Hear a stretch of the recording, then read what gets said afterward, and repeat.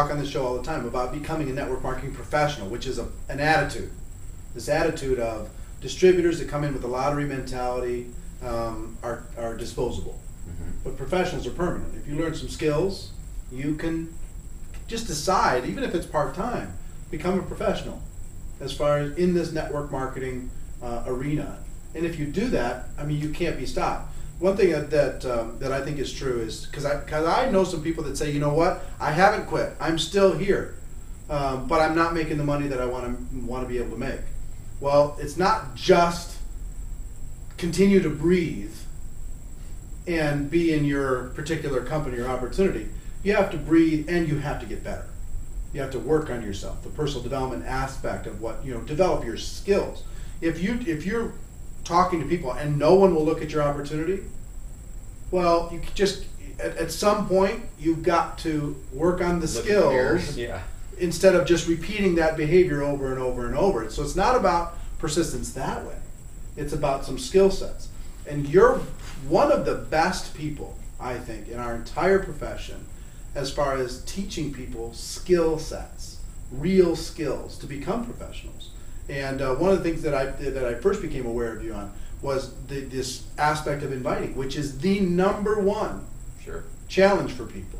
So can you kind of encapsulate maybe some tips and ideas on how to be a better inviter, how to go out to the world, how you would do it, go out to the world and have them just at least take a look at what people have to offer?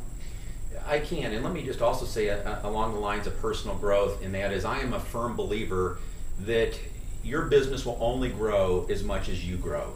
You grow, your business grows. You grow, your business grows.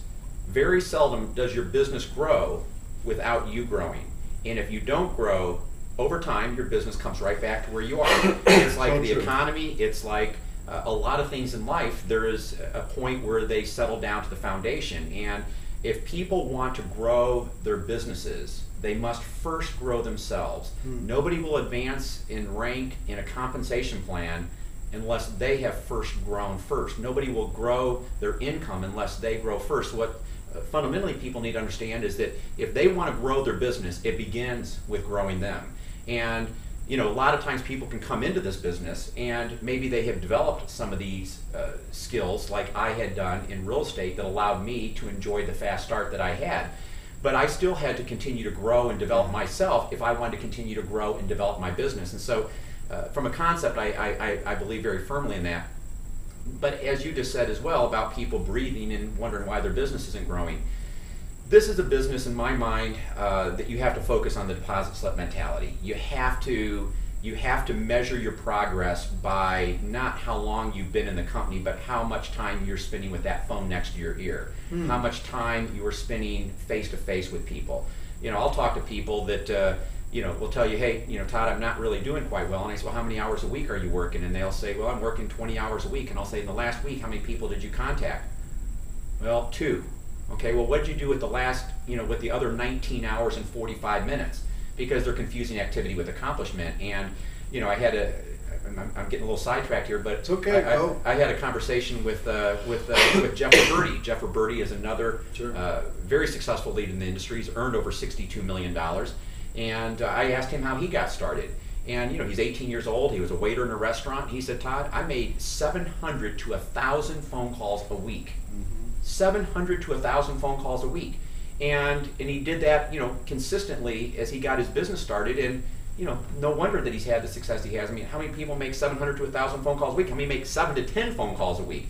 And so to go to your question on inviting, first of all, a person has to be willing to pick up the phone and make the phone calls.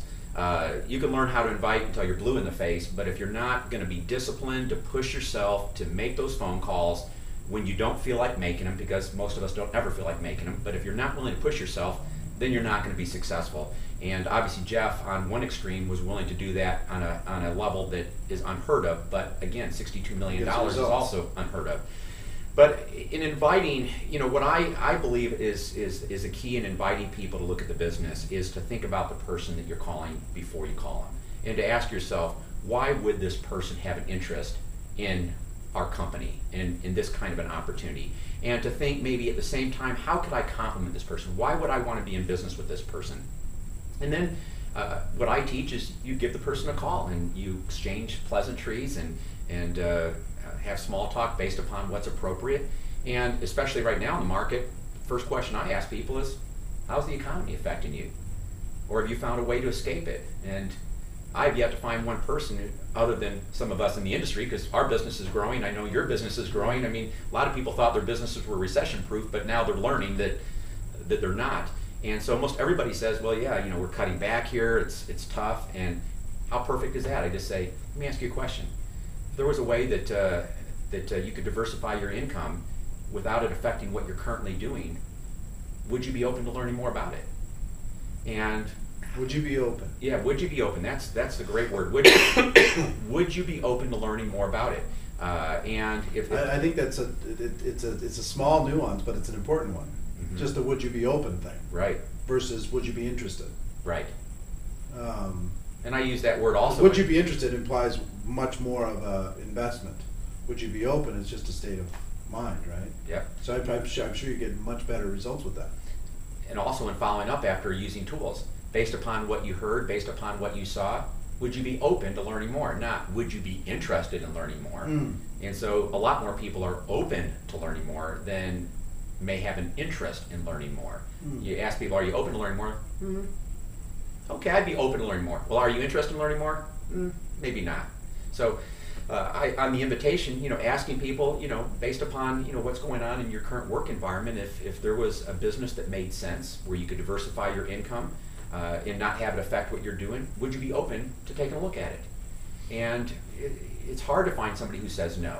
And then from there, based upon whatever tool you're going to use or whatever way that you're going to introduce the business, you proceed forward with that. But yeah. So is that you're just doing that with everybody? Everybody. And that is your one of the in this economy, it's the best way to open a conversation. You have the small talk and you say, hey man, off the record, how's the economy affecting you? Or have you guys off the record. Yeah, have you guys found a way to escape it? No, we haven't found a way to escape it. I mean, things are pretty tough right now. We just laid off a bunch of people. Everybody here is pretty nervous, and what a perfect setup. So say it again. So when they say everybody's a little nervous, say the invite one more time. Yeah, they give me some reason that gives me an opportunity to open the door, and I just say something different every time, right? Yeah. But I just say, let me ask you a question. If there was a business that made sense, that you could start part-time and not have it interfere with what you're doing, would you be open to taking a look at it? And I'd say, yeah, I guess I'd be open. Yeah. And, one of the things... And then you go to some form of third-party tool? Well, yes, and so let's assume we'll take one tool that pretty much everybody has in the industry is a CD. And, say, if that person says they'd be open to learn more. I'd say, and whatever your company has, CD, DVD, magazine, website, it's all the same. Live event, doesn't matter, the invitation will work for that. Yeah, and so if I'm using a CD as an example, I'd say, you know what, if I'm with them, I'm gonna say, listen to this. I think you're gonna really be impressed with what you hear, and then I'd like to sit down and kick around some ideas with you on what we can do to work together to really grow and develop this market. If the person's on the phone, I might say, I'm gonna drop a CD in the mail.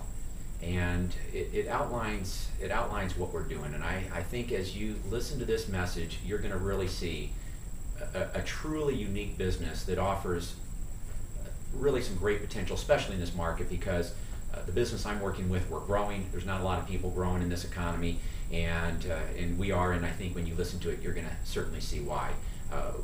If I get this to you today and you have it tomorrow, how soon? Here's the question. How soon can you listen to it?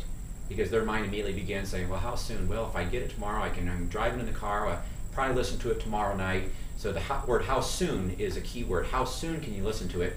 And they say, well, I can listen to it tomorrow night. Say, great.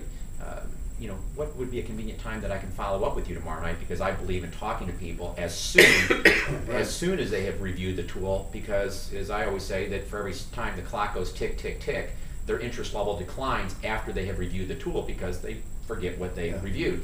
And so I believe in trying to follow up with these people as soon as possible, but also getting a firm commitment which I have found to be very important before I ever give anybody any tool. It's a firm commitment of a time to follow up. And my career, I've scheduled thousands of firm appointments, and I've never had one person who's been offended by it. Right. It's how you do business. It conveys that you're professional, exactly, and that you value your time. And so, sometimes I'll have people say, well, I can listen to it tomorrow night. Well, can I follow up tomorrow night? Well, maybe tomorrow night's not good. How about the next day? Well, great.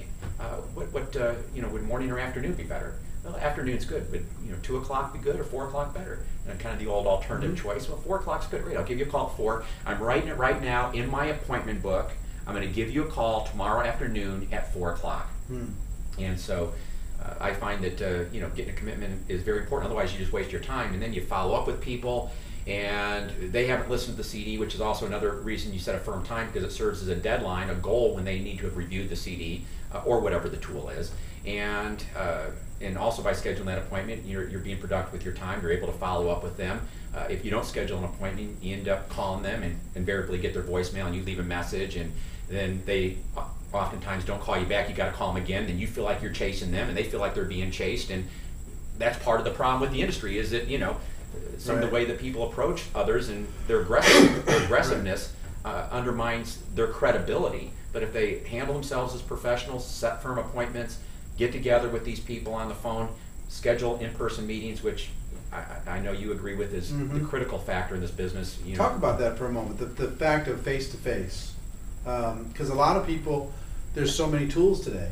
Social media, Facebook, Twitter, MySpace, LinkedIn, everybody's all emailing each other and sending different messages around to each other, and a lot of people, there's a great tools used the right way. Right. Great tools to build up your list, great tools to get other people to talk to over time, done properly, not done rudely, done properly.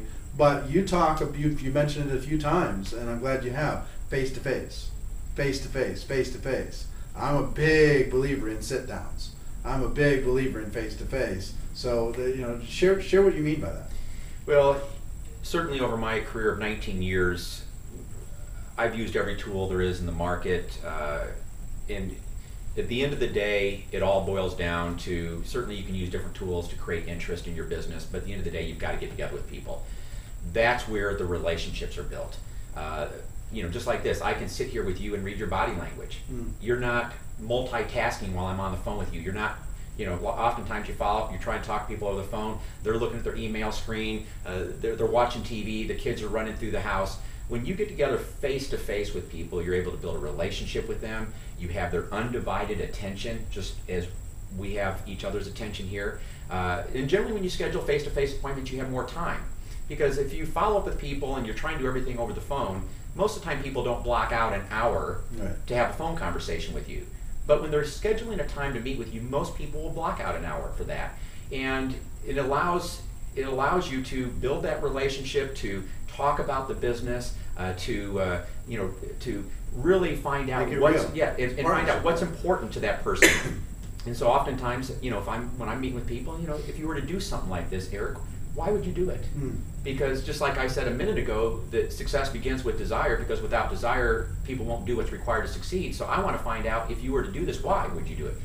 Because I'm interviewing you in a sense, because if you don't have a strong enough desire to do something like this, I don't want to waste my time with you. Right. That's one of the things that I don't do, is I don't waste time with people. Most people new in the industry waste a lot of time because they tend to want to measure their success by How do you decide who you're going to invest time with? I decide who I'm going to invest time with based upon, do they do what they say they're going to do? Are they a responsible person? If they told me that they're going to listen to the CD by 3 o'clock tomorrow afternoon, did they listen to it? Were they available when I called? Versus not being available, not answering the phone, not calling me back. Do you give them another chance, or you give them a few chances, or is it one time? I'll give them a couple chances. I'm not the kind of guy that has a lot of patience. If you tell me you're going to do something, if I'm going to work with you, I'm going to expect that you're going to do it.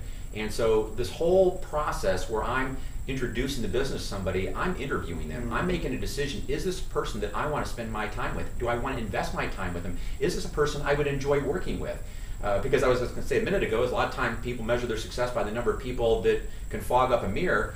not me. I mean, I've sponsored a very few number of people, and I've got a very high ratio of success on the people I've sponsored because I'm sponsoring the right people. So a lot of well, this, and working with them properly. Yep. And pardon me for interrupting, but a common theme that I've heard with a lot of top professionals, big earners, is they set the tone of what the relationship's going to be. Mm-hmm. What I see so many amateurs do is they go and they beg people to join their business, and then they beg people to do something in their business, and they beg and they beg and they plead and they plead. And the leaders, the big earners, they go, no.